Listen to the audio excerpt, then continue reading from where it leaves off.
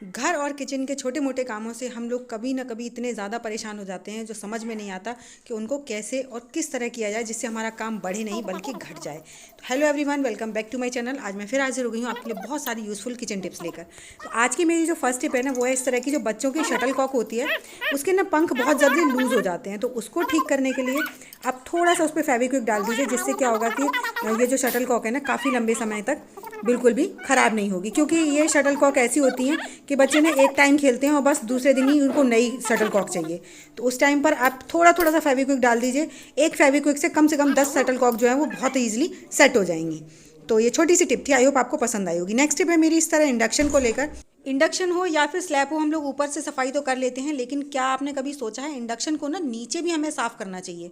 देखिए, स्पेशली जो इसका इस तरह का यहाँ पर जो पंखा लगा होता है ना, वो यहाँ पर ना इसके साइडों में भी फ़ैन होते हैं जहाँ से एडजस्ट होता है, जहाँ से हवा पास होती है। साथ ही साथ ये जो नीचे छोटा सा फ़ैन होता है, इसकी सफाई तो बहुत ज़्यादा ज़रूरी है। आप देख सकते हैं साइडों से तो मेरा बहुत कम गंदा है, लेकिन जो फ़ैन एरिया है ना, वो तो बहुत ज़्यादा गंदा हो रहा है। और जब हम इन्हें इस तरह से यहाँ से साफ़ नहीं करते हैं, तो जब इससे प्रॉपर हवा नहीं बाहर निकलेगी, जिससे क्या होगा, इंडक्शन हीट ज़्यादा देगा और उस समय हमारे इंडक्शन को ना ख़राब होने के चांसेस ज़्यादा बढ़ जाते हैं। तो आपको ना इस तरह जो साइड में जो जगह होती है, वेंटिलेशन जो बने होते हैं, वहाँ पर भी इस तरह ब्रश से सफाई करनी चाहिए। और साथ ही साथ जो फ़ैन एरिया है, इसको तो बहुत अच्छे से क्लीन करना चाहिए। तो मैंने ना करीबन इसे 8 दिन से साफ़ नहीं किया था, क्योंकि मुझे आप लोगों के साथ वीडियो शेयर करनी थी। तो देख सकते हैं आप कितनी ज़्यादा गंदगी इसमें से निकल रही है। तो इस तरह ना कोई भी टूथब्रश वगैरह लेकर इसको, लेकिन साफ़ करने का तरीका मैं आपको बताऊं। देखिए, बाहर की तरफ आपको ब्रश को मतलब बाहर की तरफ धकेलना है, अंदर की तरफ नहीं, क्योंकि अगर इसकी डस्ट अंदर ही चली जाएगी तो फिर इसको सफाई करने का कोई मतलब नहीं है। आपको एक ही साइड में बस उसे प्रेशर देते हुए बाहर की तरफ पुश करना है, ताकि इसकी जो डस्टिंग है वो सारी बाहर निकले। तो देखिए, इस तरह से इसमें से मोटी मोटी सी एकदम गंदगी निकली है, जो कि इसकी सफाई करना बहुत ज़्यादा ज़रूरी है। तो इस तरह आप भी अपने इंडक्शन का थोड़ा सा केयर कीजिए, जिससे कि ये ना इलेक्ट्रिसिटी को थोड़ा कम कंज्यूम करेगा, और साफ़ सफाई रखेंगे तो इसकी जो लाइफ है वो भी बढ़ जाएगी। तो है ना छोटी सी टिप, लेकिन बहुत काम किया। तो देखिए, अब इसका हमारा फ़ैन एरिया पूरा बहुत अच्छे से क्लीन हो गया है, और अब हम इसको इस्तेमाल करेंगे तो इसका ना बहुत ज़्यादा अच्छे से इसको हम मेंटेन कर पाएंगे। तो देखिए कितनी सारी डस्ट इसमें से निकली हुई है। तो चलिए इसी के साथ बढ़ते हैं नेक्स्ट स्टेप की तरफ। तो मेरी जो नेक्स्ट स्टेप है वो है हमारी, जैसे क्या होता है, हम लोग खाना वगैरह बनाते हैं तो गैस और स्लैब सब कुछ बहुत ज़्यादा गंदा हो जाता है। कभी कभार क्या होता है, चाय वगैरह निकल गई और वो नीचे भी पहुंच जाती है। तो देखिए, अब आपको गैस तो साफ़ करनी ही पड़ेगी, साथ ही साथ आपको स्लैब भी साफ़ करनी पड़ेगी। और उसके साथ साथ आपको ये भी देखना पड़ेगा कि एक हम गैस पर कुछ बना रहे हैं या हमारी बाकी गैसों पर खाना बन रहा है, और हमारी एक गैस जो है गंदी हो गई, उसकी वजह से आपको पूरा गैस भी उठाना पड़ेगा। उसके बाद आपको गैस की जो नीचे की सफाई है वो भी करनी पड़ेगी और ऊपर की भी करनी पड़ेगी। तो ये सारे झंझट ना करने पड़े, उसके लिए एक आपके साथ आगे चल के बहुत अच्छी सी टिप शेयर कर रही हूँ। आपको क्या करना है, आपको जो भी गैस वगैरह का इस्तेमाल कर रहे हैं, तो उस समय आप एक छोटी छोटी सी टिप्स लगाइए, जिससे कि आपका काम आसान हो जाए। तो एक तो आप इस तरह का छोटा सा जो ब्रश होता है ना, ये 10 रुपये का मिलता है मार्केट में, छोटे मोटे जो मेले वगैरह होते हैं ना, उनमें मिल जाता है। और इस तरह के ब्रशेस तो आपको किचन में ज़रूर रखनी चाहिए। इससे ना साफ़ सफाई करना बहुत ज़्यादा आसान हो जाता है। एक तो हमारा टाइम बहुत ज़्यादा बचता है, साथ ही साथ ये बहुत अच्छे से क्लीनिंग भी कर देता है। तो इस तरह का एक ब्रश ज़रूर रखिए आप अपने किचन के लिए, स्पेशली किचन के लिए तो आपको ज़रूर रखना चाहिए। देखिए, वॉश बेसिन के लिए हम लोग सोच लेते हैं, सबके लिए सोच लेते हैं, लेकिन किचन के लिए नहीं सोचते, लेकिन आपको रखना चाहिए। और देखिए, उसके बाद ये जो नीचे स्लैब पर गंदगी हो गई है ना, ये गंदगी आगे चल के ना हो, आपको बार बार गैस उठाकर साफ़ ना करनी पड़े। क्योंकि देखिए, गैस उठाने का मतलब ये आपको पूरी गैस पूरे ऊपर से खाली करनी पड़ेगी, उसके बाद आप गैस को उठाएंगे, तब जाके आपको गैस साफ़ करनी पड़ेगी। तो कितना सारा काम बढ़ गया। तो आपको करना क्या है, सिर्फ छोटा सा काम, आपको गैस बार बार उठाने की ज़रूरत नहीं पड़ेगी। आप ले लीजिए इस तरह की प्लेट्स, ठीक है। तो जो भी आप जैसे चाय वगैरह बना रहे हैं या कुछ ऐसी चीज़ लिक्विड कर रहे हैं, तो उसके टाइम पर ना आप उस बर्नल के नीचे इस तरह की प्लेट रख दीजिए। उससे क्या होगा कि आपको गैस वगैरह उठाने की ज़रूरत नेक्स्ट टाइम नहीं पड़ेगी। अब देखिए, मैं आपको दिखाती हूँ किस तरह नहीं पड़ेगी आपको गैस की ज़रूरत। आप देखिए, इसमें इसके ऊपर पानी डाल रही हूँ, है ना। तो अब ये जो जैसे हमारी कोई भी चीज़ निकल गई तो वो डायरेक्ट नीचे जाती वैसे स्लैब पर, लेकिन हमने जो प्लेट्स रख दी है ना, उन प्लेट्स के अंदर ये सारी लिक्विड जो है वो चला जाएगा। जिसके बाद आप देखिए, प्लेट निकालिए और इसको खाली कर दीजिए, आपको बार बार गैस उठाने की ज़रूरत नहीं पड़ेगी। तो ये छोटी सी टिप है, आई होप आपको ज़रूर पसंद आई होगी। चलिए बढ़ते हैं नेक्स्ट टिप की तरफ। मेरा जो नेक्स्ट आइडिया है वो है धनिया हो, मेथी हो या पालक हो, इन सारी तीनों चीज़ों के लिए है। मैं यहाँ पर देखिए धनिया को स्टोर करके दिखा रही हूँ। आप ना, धनिया सर्दियों में बहुत अच्छा आता है और गर्मियों में धनिया बहुत कम अच्छा आता है, लेकिन बहुत ज़्यादा कॉस्टली भी आता है। तो आप क्या कीजिए, धनिया को कुछ इस तरह से स्टोर कीजिए जिसका कि आप पूरी साल भर इस्तेमाल कर सकें। तो आपको बस धनिया को साफ़ कर लेना है। देखिए, डंडियाँ मैंने अलग कर ली हैं और पत्तियाँ जो थी वो मैंने अलग कर ली हैं। जो पतली पतली डंडियाँ थी वो रखी हैं मैंने इसमें, जो ज़्यादा मोटी मोटी थी वो मैंने अलग कर दी हैं, क्योंकि उनको सुखाने में बहुत ज़्यादा टाइम लग जाता है।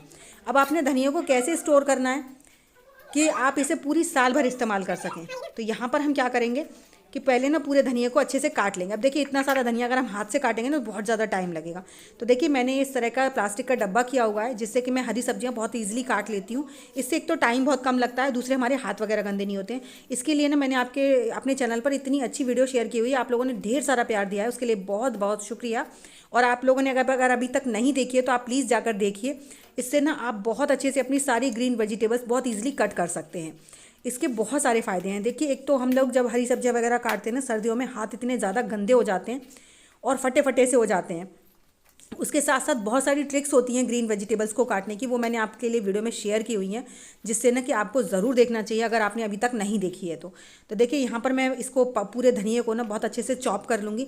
और देखिए इस तरह के जो हमारे डब्बे होते हैं ना, उन सबसे अच्छी बात ये होती है कि आपकी सब्जी चाहे कम हो या ज़्यादा हो, आप हर तरह से इसे कट कर सकते हैं। देखिए कम है तो आप डब्बे को थोड़ा ज़्यादा प्रेस कर दीजिए तो भी आप काट लेंगे। और सबसे अच्छी बात ये होती है इस डब्बे की ना, ये फ्लेक्सिबल होता है, बिल्कुल भी कटता नहीं है और दबता है ना, तो बहुत ईजिली जितनी भी आप इसे प्रेशर देंगे उतने अच्छे से आप इसे ग्रिप दे पाएंगे और आपकी जो सब्जी है बहुत ईजिली कट हो जाएगी।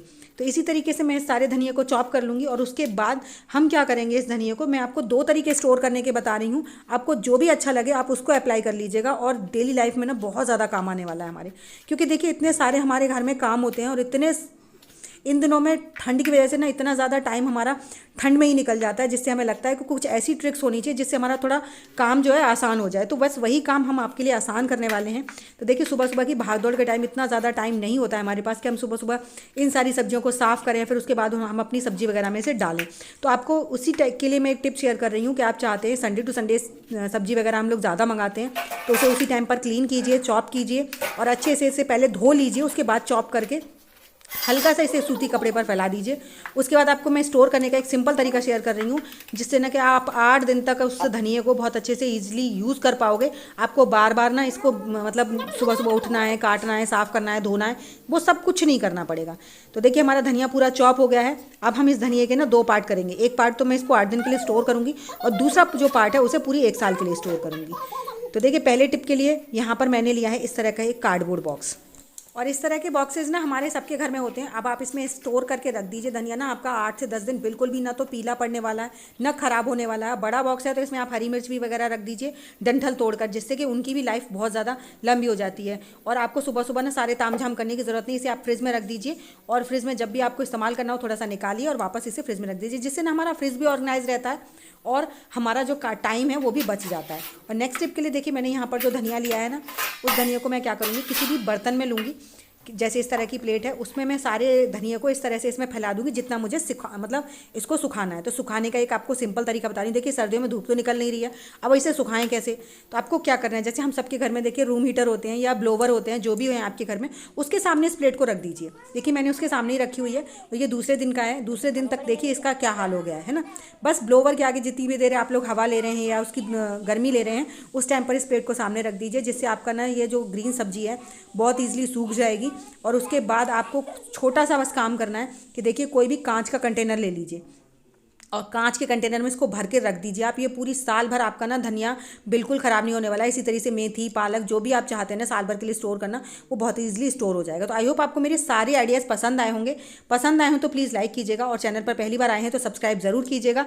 साथ ही साथ बेल आइकन को भी प्रेस कर दीजिएगा और मुझे कमेंट कर ज़रूर बताइएगा कि आपको मेरी इन सब में से कौन सी टिप सबसे ज़्यादा अच्छी लगी। साथ ही साथ ये भी बताइएगा कि आप मेरी वीडियो किस गाँव या किस शहर से देख रहे हैं, ताकि मैं आपको थैंक्स कर सकूँ।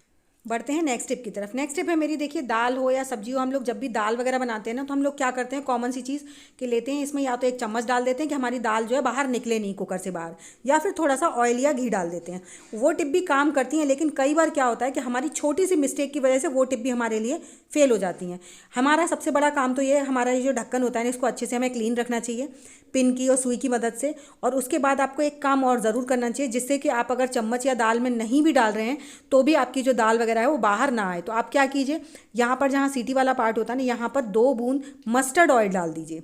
मस्टर्ड ऑयल डालना इसलिए ज़रूरी है कि हमारा यहाँ से जब प्रॉपर तरीके से ये एरिया क्लीन रहेगा ना, तभी इसमें से प्रॉपर तरीके से एयर निकलेगी, जिससे कि हमारा कुकर वगैरह गंदा नहीं होगा। और जो हमारी दाल पक रही है या कोई भी सामान हमारे इसमें पक रहा है, तो जिससे कि वो कुकर से बाहर नहीं आए। जब तक ये क्लीन नहीं रहेगा, उसके बाद आप चाहे चम्मच डालिए, चाहे उसमें कुछ भी डाल दीजिए, फिर भी जो हमारी दाल वगैरह है वो वापस बाहर निकलेगी ही निकलेगी। तो इस तरह से हमारा देखिए अब प्रेशर बहुत अच्छे से लगेगा, लेकिन हमारी जो दाल वगैरह है ना वो बिल्कुल बाहर नहीं निकलेगी। तभी मैं आपको प्रेशर देखिए आने वाला है इसमें, और उसके बाद आप देखिए बिल्कुल भी आपकी कोई भी ना कुकर गंदा होगा ना गैस गंदी होगी, कुछ नहीं गंदा होगा।